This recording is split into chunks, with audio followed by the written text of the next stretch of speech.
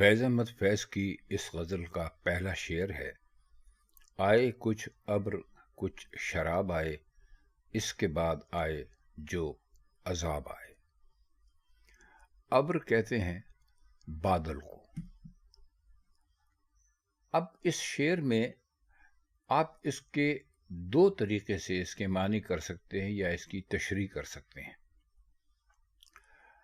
پہلا تو وہی ہے جو فیض کا ایک مخصوص انداز ہے بات کرنے کا، یعنی وہ شراب کے بارے میں کہہ رہے ہیں کہ اس کے ساتھ اگر بادل بھی ہوں تو پینے کا لطف ہی بہت اچھا ہوگا، اور اس کے بعد جو بھی مصیبتیں یا جو بھی عذاب آئیں گے وہ ہم جھیل لیں گے۔ لیکن یہ اس کے ایک طرح سے لفظی معنی ہیں، اس میں آپ یہ نہیں کہہ سکتے کہ اس شعر کو، اس کی گہرائی کو سمجھے بغیر اس میں بات نہیں کی گئی۔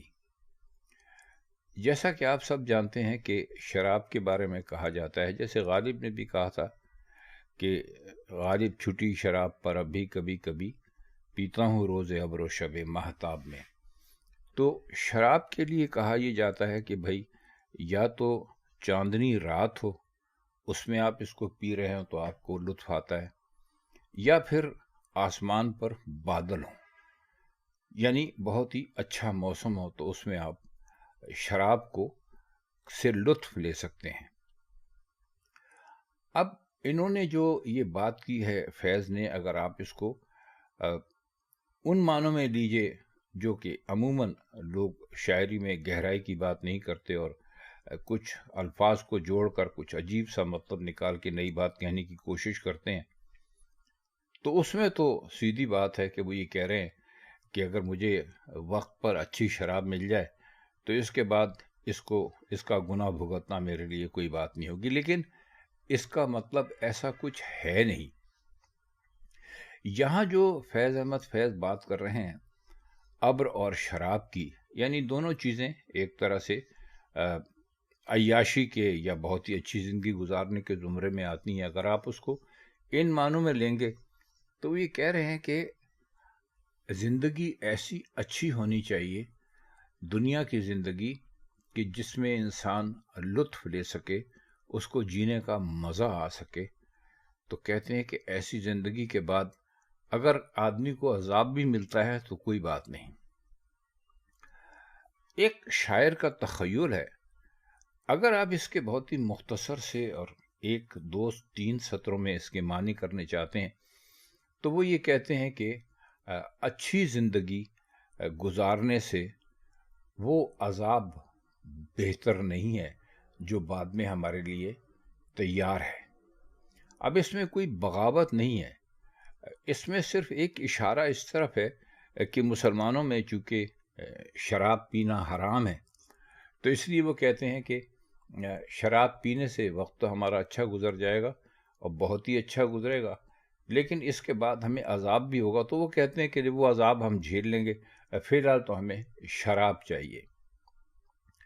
اب اس کے اور گہرے معنوں میں اگر ہم اترتے ہیں تو وہ یہ سماجی انصاف پر بھی آپ اس شعر کو لے کے جا سکتے ہیں کہ وہ کہتے ہیں کہ ہم ہمیشہ اس کے لیے لڑتے رہیں گے کہ لوگ اچھی زندگی گزاریں، ان کو امن ملے، انصاف ملے، روٹی کپڑا اور مکان ملے، اور اس تگ و دو میں، اس پریشانی میں ہمارے اوپر جتنی مصیبتیں آنی ہیں وہ بے شک آتی رہیں، لیکن ہم لوگوں کی اچھی زندگی کے لیے ضرور جدوجہد کرتے رہیں گے۔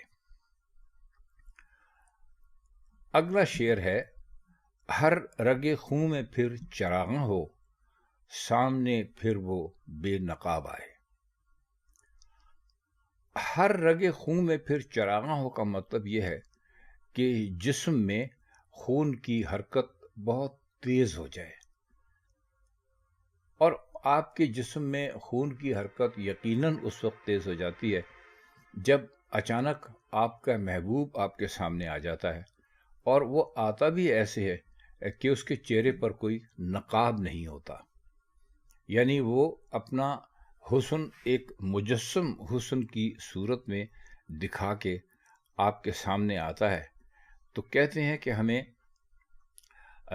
ہماری وہی کیفیت ہو جاتی ہے کہ ہماری ایک ایک رگ میں خون ابلنے لگتا ہے.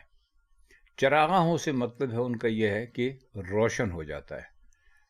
تو مختصر اگر آپ اس شعر کی بات کریں تو فیض احمد فیض اس شعر میں یہی کہہ رہے ہیں کہ جب کسی کے سامنے کسی کا محبوب آتا ہے تو اس کے دل کی دھڑکن بھی تیز ہو جاتی ہے، اس کی چال بھی بے قابو ہو جاتی ہے، اس کے ہاتھوں میں بھی ایک طرح سے راشا آ جاتا ہے.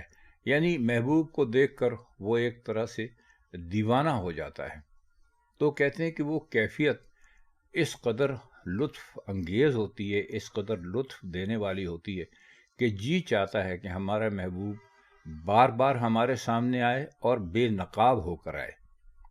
یعنی اس شعر میں انہوں نے اپنے جسم میں جو محبوب کو دیکھ کر تبدیلیاں پیدا ہوتی ہیں ایک عاشق کے جسم میں، اس سے انہوں نے اتنا لطف لیا ہے کہ اس خواہش کا اظہار کیا ہے کہ ہمارے سامنے ہمارا محبوب بے نقاب ہو کر آ جائے.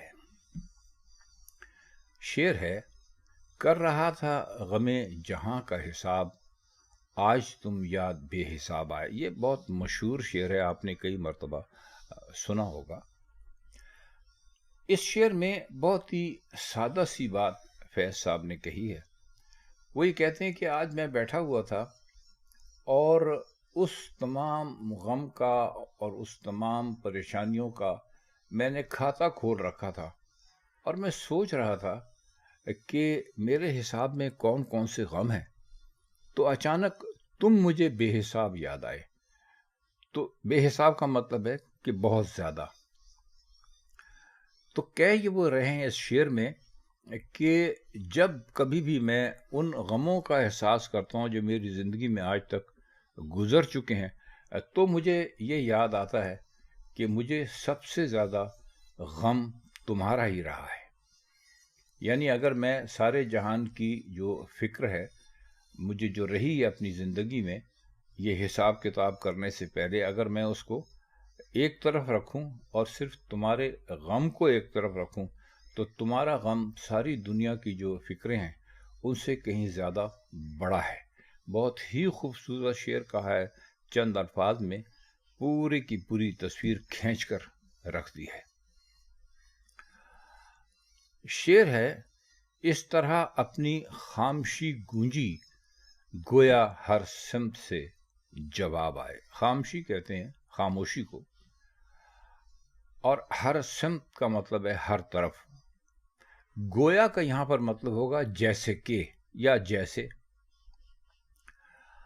اب اس شعر کو آپ ایک طرح کا سیاسی شعر سمجھ سکتے ہیں کہ ہماری زندگی میں اس قدر ہماری جدوجہد کا شور رہا ہے.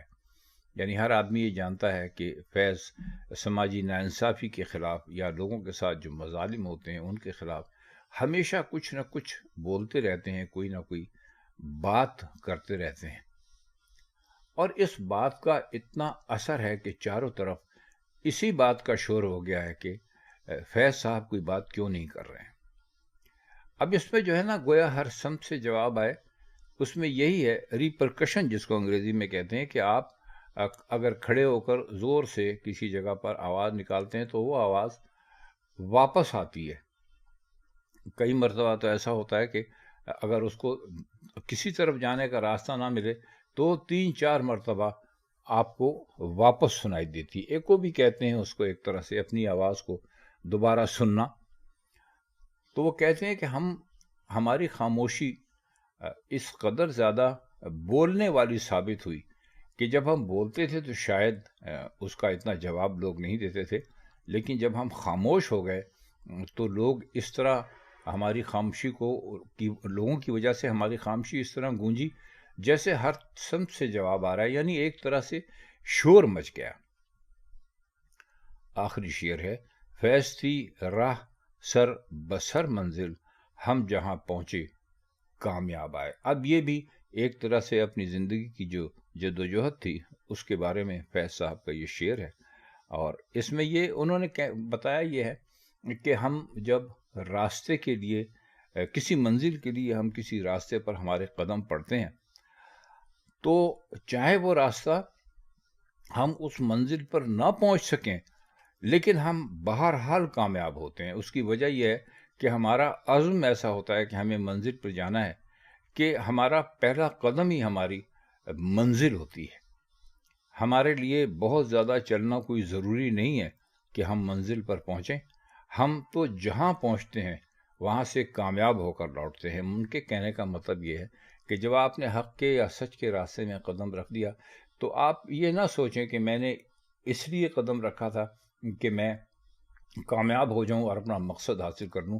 وہ کہتے یہ ہیں کہ اگر آپ کو اپنے مقصد سے سچی لگن ہے تو جو آپ پہلا قدم اپنے سچ کے راستے میں اٹھاتے ہیں وہی قدم آپ کی منزل بن جاتا ہے. خواتین حضرات، یہ فیض احمد فیض کی آج کی غزل تھی جس کے چند اشعار کے معنی ہم نے کرنے کی کوشش کی.